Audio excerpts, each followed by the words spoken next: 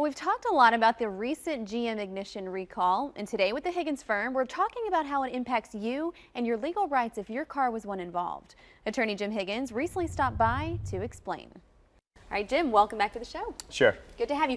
All right, well, hopefully this isn't the case for our viewers, but if someone has a car that has been recalled, what options do they have? Do they have legal options? Well, you know, the chances are it probably is one of the viewers because we've had thousands of these recalls, right, over the past year, from GM recall with the ignition switch to the recent airbag recall. So if you have gotten one of those, you know, the first thing obviously to do is go down to your dealership and have them repair it. Now, do you have legal rights just because you're in the recall?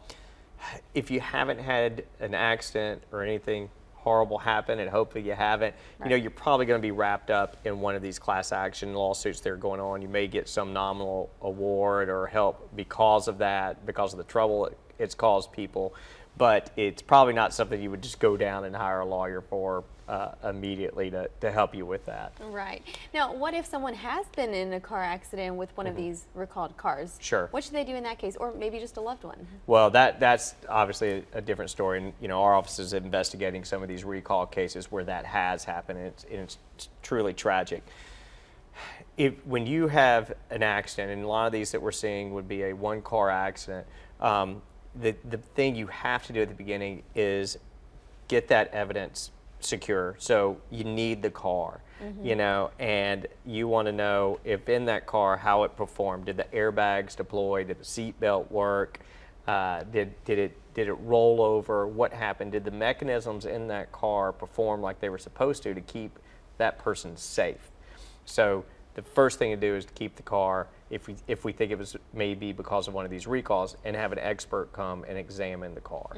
Okay. Now, you mentioned needing to have the car, but what if the car accident happened a while ago and the car is gone now? Yeah. It definitely makes things harder.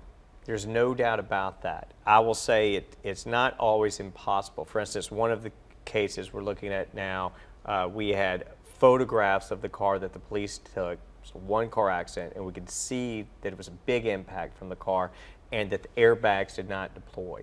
So, and it was a car that was one of the recall cars. So you can do it, but it's harder. You need to contact someone as soon as possible if you think you've been a victim of one of these recalls. All right, you're helping out a lot of people. Thanks so much for being here. Sure. The Higgins Firm is serving Tennessee. Give them a call at 615-924-8500 or go to higginsfirm.com.